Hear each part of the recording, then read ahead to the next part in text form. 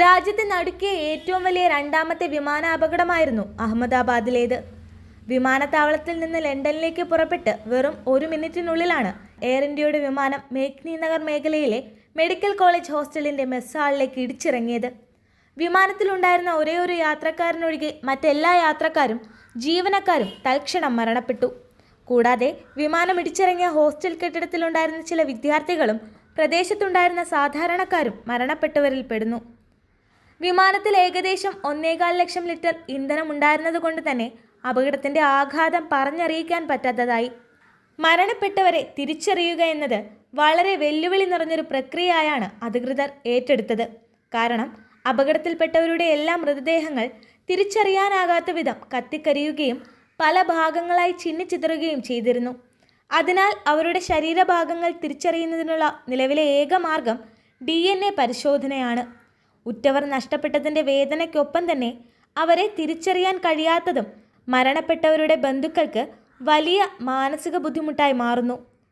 Boeing 787 Dreamliner തകർന്നു വീണ് മണിക്കൂറുകൾക്കകം തന്നെ മരിച്ചവരെ തിരിച്ചറിയുന്നതിനുള്ള നടപടികൾ അധികൃതർ തുടങ്ങിയിരുന്നു.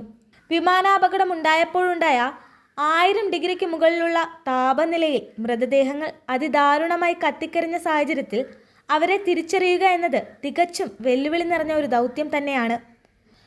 മരണപ്പെട്ടവരെ തിരിച്ചറിയാനുള്ള ഏക മാർഗം DNA പരിശോധനയാണ്. അത്തരത്തിൽ നടത്തിയ പരിശോധനയിലൂടെ ഇതുവരെ 223ഓളം പേരുടെ മൃതദേഹങ്ങൾ തിരിച്ചറിയാനായിട്ടുണ്ട്. ഇനിയും 40ഓളം പേരുടെ DNA ഫലം പ്രതീക്ഷിച്ച് ഉറ്റവർ കാത്തിരിക്കുകയാണ്. അപകട സ്ഥലത്ത് നിന്ന് ശേഖരിച്ച മൃതദേഹങ്ങൾ 20 ഡിഗ്രി സെൽഷ്യസ് താപനിലയുള്ള ഫ്രീസറുകളിലോ 95% എഥനോളിലോ സംരക്ഷിച്ച ശേഷമാണ് ലാബിലേക്ക് അയക്കുന്നത്. മരിച്ചവരുടെ ശരീരം പൂർണ്ണമായും കത്തി നശിച്ചതിനാൽ അത്ര വേഗം നശിക്കാത്ത പല്ലുകളും എല്ലുകളും ഉപയോഗിച്ചാണ് നിലവിലെ DNA പരിശോധന നടത്തുന്നത്. ഈ പരിശോധനകളിൽ പ്രധാനമായി ഉപയോഗിക്കുന്നത് STR അനാലിസിസ് ആണ്. ഓരോ വ്യക്തിയുടെയും DNA മറ്റുള്ളവരിൽ നിന്ന് വ്യത്യസ്തമാണെങ്കിലും മക്കളുടെയോ മാതാപിതാക്കളുടെയോ മറ്റ് രക്തബന്ധുക്കളുടെയോ DNAയുമായി ഒരു വ്യക്തിയുടെ DNAക്ക് സാമ്യമുണ്ടാകാം.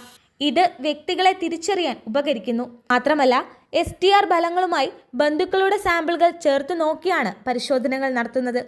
കൂടാതെ മരണപ്പെട്ടവരുടെ ടൂത്ത് ബ്രഷ്, ചീപ്പ്, മെഡിക്കൽ റിപ്പോർട്ട് എന്നിവയിൽ നിന്നും അവരുടെ DNA സാമ്പിളുകൾ കണ്ടെത്തുവാനും ഫോറൻസിക് സംഘം ശ്രമിച്ചിട്ടുണ്ട്. ഇത്തരത്തിൽ ഇതുവരെ 300ലധികം റെഫറൻസ് ഡേറ്റാ സെറ്റുകൾ ശേഖരിച്ചിട്ടുണ്ട്. പല യാത്രക്കാരുടെയും ബന്ധുക്കൾ രാജ്യത്തിൻ്റെ പല ഭാഗത്തു നിന്നും വിദേശ രാജ്യങ്ങളിൽ നിന്ന് പോലും എത്തിയാണ് സാമ്പിളുകൾ നൽകിയത്.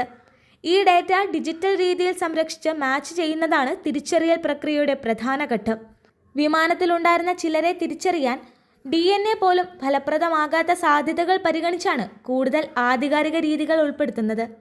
വിദഗ്ധ പരിശോധനകൾ നടക്കുന്നതിൻ്റെ പരിധി മൂലം ഓരോ സാമ്പിളിനും 36 മുതൽ 48 മണിക്കൂർ വരെ സമയം വേണ്ടിവരുന്നു. എത്രയും വേഗം വേണ്ട ശാസ്ത്രീയ പരിശോധനകൾ നടത്തി മരണപ്പെട്ടവരുടെ ശരീരാവശിഷ്ടങ്ങൾ യഥാർത്ഥ കുടുംബങ്ങളിലേക്ക് എത്തിക്കാനുള്ള ശക്തമായ ശ്രമം തുടരുകയാണ്.